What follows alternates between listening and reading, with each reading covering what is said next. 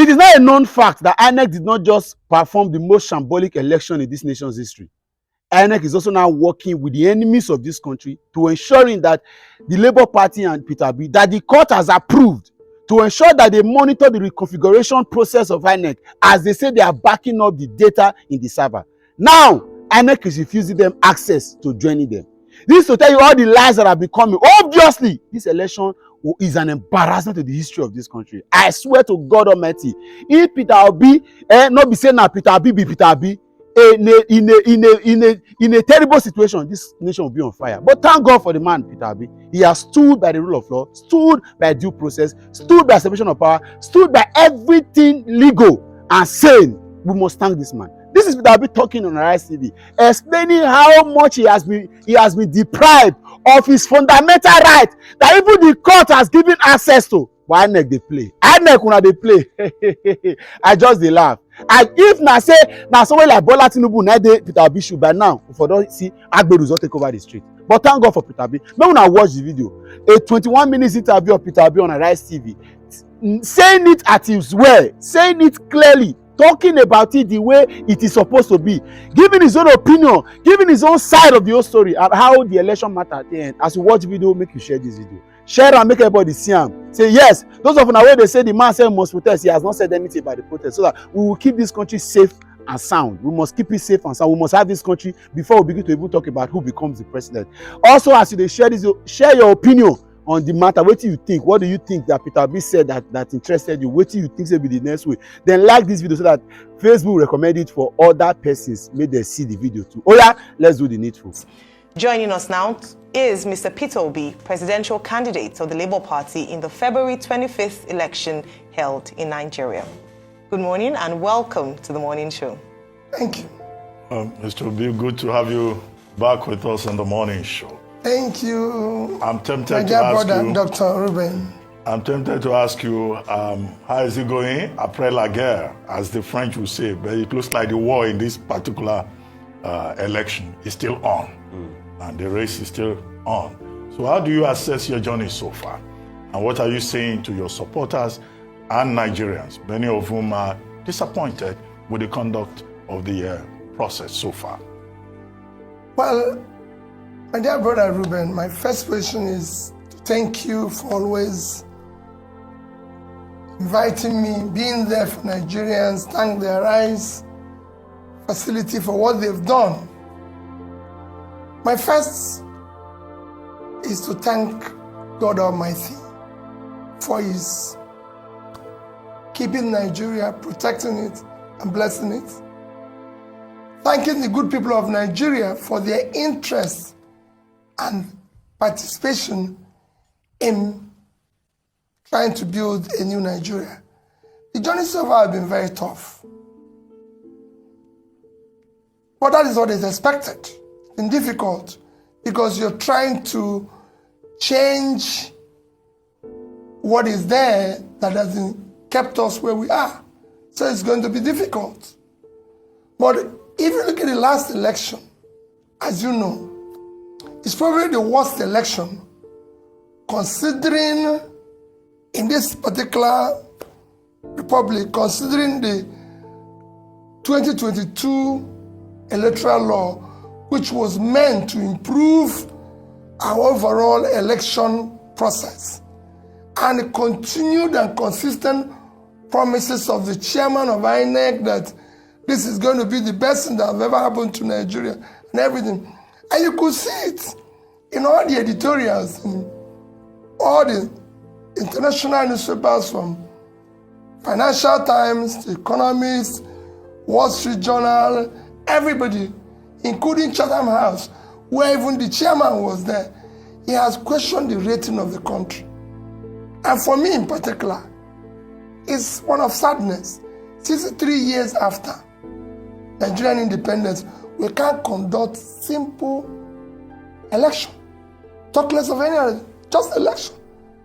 Despite all the promises. And it's not as if we're too big or too this. The world's biggest democracy, India today, have about 900 registered voters. In their last election, 67% participated. over 600 million, which if you look at our 24 million, that's 25 times our size. Yet the infractions were less than 5%. In our own, opposite is the case. However, my appeal to Nigerians is to remain, to my obedient family, to Nigerians is to remain calm, remain prayerful for our country, Nigeria. We have no other country except this one. And we will go through all legal, peaceful means to bring a new Nigeria, where everybody will be happy and proud to say, I'm a Nigerian. All right, I'm glad you talk about to remain prayerful and to remain calm. And the reason I say this is that some prominent Nigerians, church leaders, traditional rulers, and high net worth stakeholders are saying that though there are several infractions, the outcome of the election is the way God wants it, and it should be allowed. So on one hand, you are saying remain prayerful and calm, but we'll still go to court. Others are saying for the peace of Nigeria, remain prayerful, calm, and accept this as God's will. What do you have to say to that? Well, I'm very respectful to prominent Nigerians, especially church leaders, traditional rulers, and all that. And I remain very respectful to them. And I think they should be respected for what they represent in our society. But I disagree with them. What they're actually preaching is the problem of Nigeria. The problem of Nigeria is accepting wrongdoing, accepting what is unacceptable. That is using God's name in vain. That's not what God said. God said, do not use my name in vain. So what they're saying is not God's wish. It is not God's plan for Nigeria. So why don't we accept that the 133 million Nigerians who are poor is God's wish? Why don't we accept that 95 million Nigerians living in absolute poverty is God's wish? It is God's wish that you don't have electricity. It is God's wish that our children are kidnapped. It is God's wish that we have collapsed primary health care, leading us to be the country with the highest infant mortality. It is everything happening. It's God's way. Not so what God says. No. God's wish is when you do the right thing. And in the end, it is not. This election was predicated and planned. And we have clear laws about the conduct of the election. If it was followed, if these results were uploaded from the booth, polling units, like they said, to the server and everything, we won't be here, we won't be talking about it. It would have been concluded in a matter of hours without anybody arguing about it. But it is not God's wish that you do the wrong thing. It is not God's wish that you go and rob a train and make money and start sharing it. It is not God's. This is what is killing the country. People come here, take public money, and then go and give it to people in the church and treasure, and they say it's God's wish, and start giving them title in the church, title in this. That is what we are fighting. That's what we want to stop. We want God's wish to be truly God's wish. And that is when we do the right things and God gives his blessing. What we are doing now is why they call. What do you tell the young ones growing up? That is God's wish that you steal? That is God's wish that you conduct a wrong election? So tell me the difference between those of us who are doing this and the armed robbers. What is the difference between us and the train robbers? Let's be sincere with ourselves. That's why it's God's wish that somebody came to your station and said he knows a governor who have 22 billion naira stacked, and nobody's asking about him. But we are stopping young people who are carrying computer and questioning them and calling them names. That's not God's wish. God wishes something better. What I want is God to allow us to do the right things so we can start building a better country for our children. All right. So there are several, messaging and news going on around that INEC is not allowing your legal team to inspect the materials used, for the election. What's going to be your next action as regards this? Well, INEC is a public institution sustained by taxpayers' money, including you and me. And I believe there's law about public institutions. You know, if there's anything, they should be open because they conducted the election. Is that everywhere? If you do something and people are not satisfied, it's for you to open up yourself. This is not the first time I'm going to court with INEC.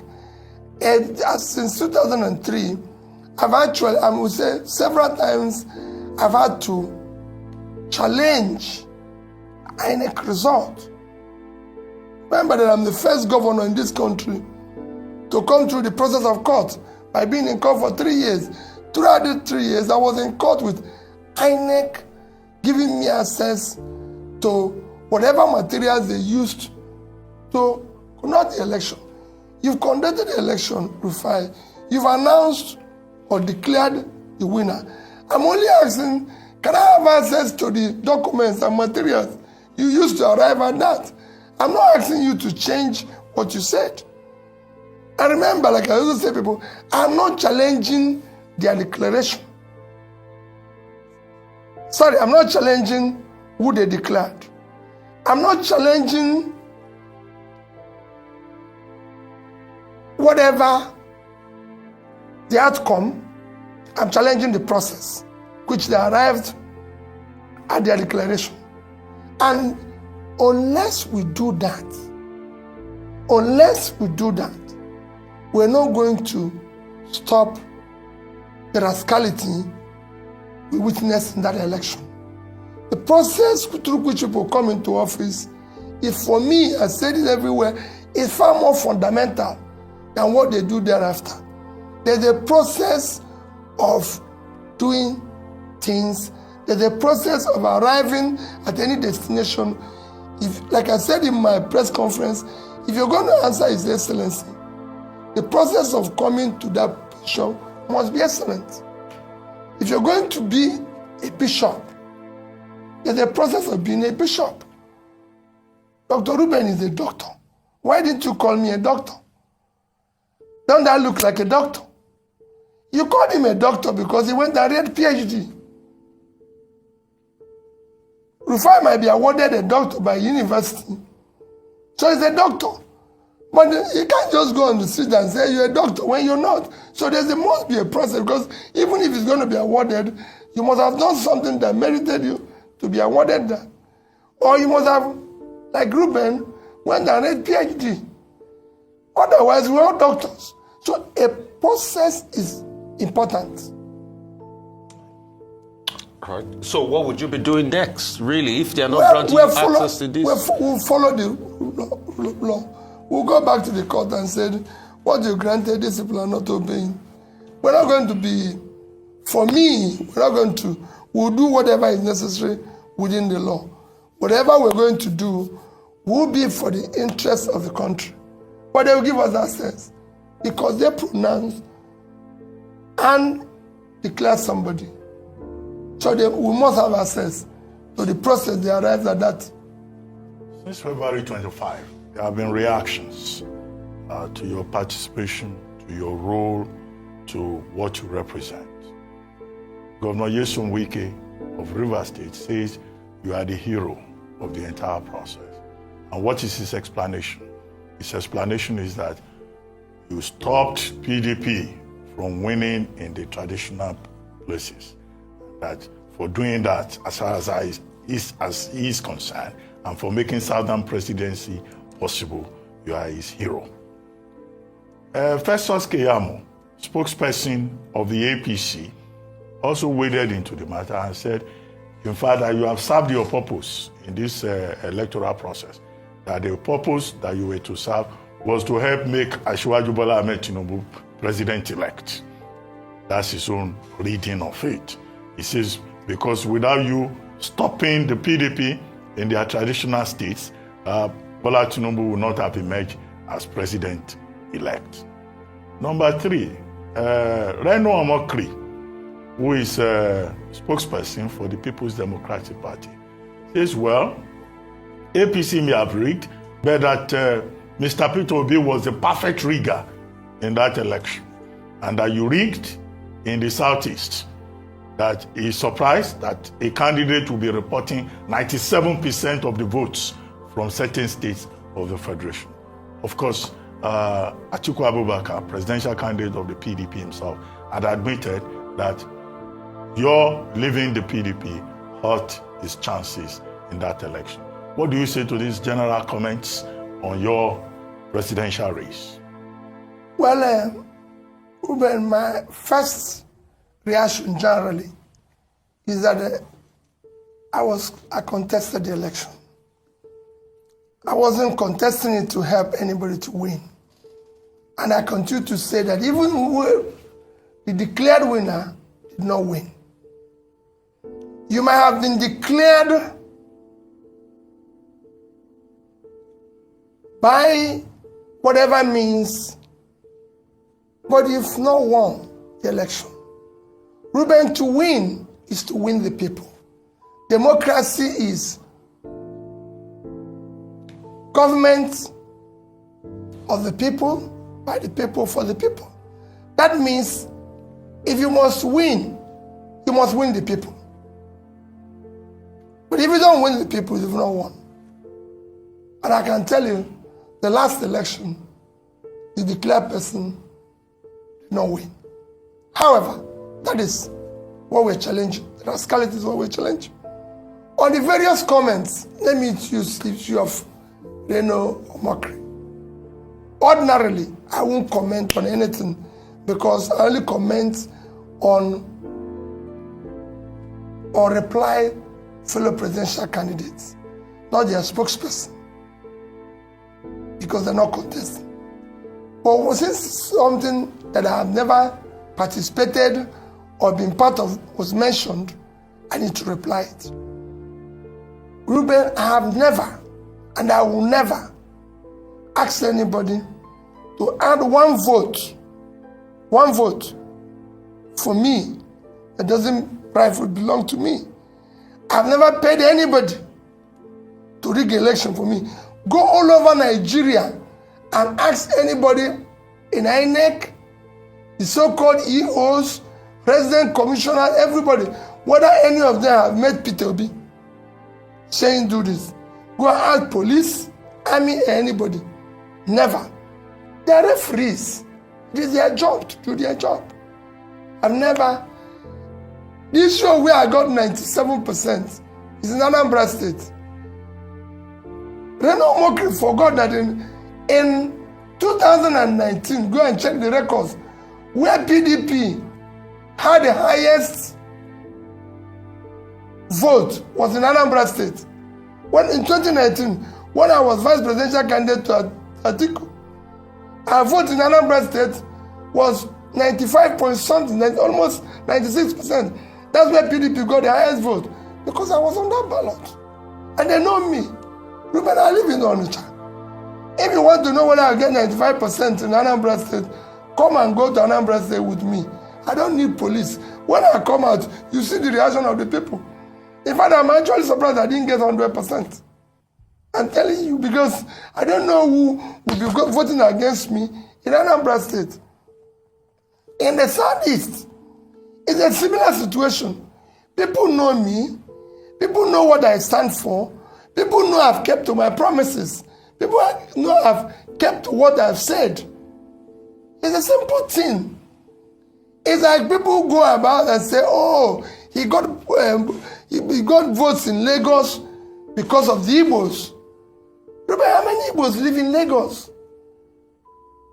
I got more votes from the indigenous in Lagos than those who are, you can call visitors.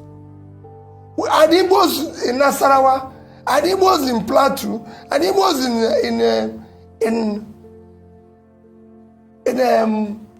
Abuja? In Rivers, where you know that the governor came out against me, is everything. I said, if the real vote of Rivers were counted, Ruben, I won. have over 50-something% of the vote. The other two parties were sharing the order. And it was, I won in Asoro. It was so, will you say it's rigging? Which machinery do I have to rig? I have no councillor, I have no local government chairman, no this thing. I'm not in control of police. I don't even know any DPO. So which machinery will I use to rig? How will you do? They are the ones who I believe in this. What they are doing is what I'm trying to change. So those who say it have satisfied what I came for are part of the people we are trying to change. All right. Okay, so let's talk about the obedience movement, especially post-presidential election. Now, what some of your candidates under the Labour Party umbrella vying for governorship, of the role of governor, is coming under that umbrella of the obedient movement. And some people have said that, say what you may about the presidential elections, something has changed, something has happened, there's a force. And that was driven largely by the obedient movement. And so the question post-presidential elections is, how are you going to leverage that power, that force, so it's channeled to what you want, your beliefs, your ideals, your values? Because it's also very easy for such a force to be misdirected, because there's such momentum, passion behind that movement. How would you leverage that? Number one. Two, to channel it towards the governorship elections. We have Lagos GRV, we have Mr. Ken Pella, who came from Delta State, and a few other principles like that in other states. Then beyond that, on a lighter note, you're known for, you've just reconfigured the term beavers. So it's originally called Bimodal Voter Accreditation System, and you've now called it Best Values Acceptable to Society. Please expand. Basic values, sorry. Acceptable to society. If you'd like to shed more light on that on a lighter note, it would be great. Well, let me start with the obedient movement. Because Nigerian politics have been largely transactional, when we were starting this, people didn't believe what we were trying to do. The consequence is that we didn't have candidates for governorship in most of the states. Because being a transitional thing, people who like to be where things are being shared. So nobody believes that a party without councillor, local government chairman, can come up and become something. So we didn't have, in most places, candidates. In few places, we were able to have candidates, some of which you have mentioned now, who are, I can say, are first-class candidates.